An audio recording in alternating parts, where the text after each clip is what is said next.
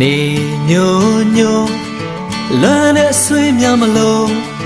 ကျုပ်တို့ရဲ့ရွာလေးကတချင်တွေဆိုချိန်တန်ပြီဆိုစပါးကင်များမဲဆိုအိမ်ပြန်ချိန်ဆိုစနီးကြောလေးကကြိုနေညိုညိုလမ်းနဲ့ဆွေးများမလို့ကျုပ်တို့ရဲ့ရွာလေးကတချင်တွေဆိုချိန်တန်ပြီဆိုစပါးကင်များမဲဆိုအိမ်ပြန်ချိန်ဆိုစနီးကြောလေးကကြိုကျုပ်တို့ရဲ့ရွာလေးငြိမ်းချမ်းတဲ့ရွာလေး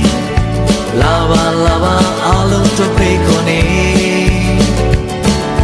ကျုပ်တို့ရဲ့ရွာလေးဟိုဝေးကစိတ်လည်းတဲ့ရွာလေးလာပါလာပါအားလုံးတို့ဖိတ်ခေါ်နေ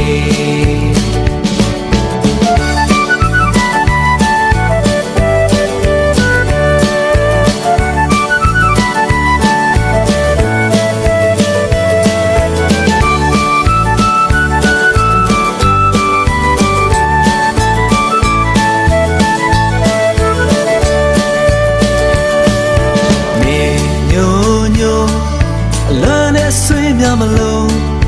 ကျုပ်တို့ရဲ့ရွာလေးကတချင်တွေဆိုချိန်တန်ပြီဆိုစပါးကင်များမဲဆိုအိမ်ပြန်ချိန်ဆိုသနီးကြောလေးကကြို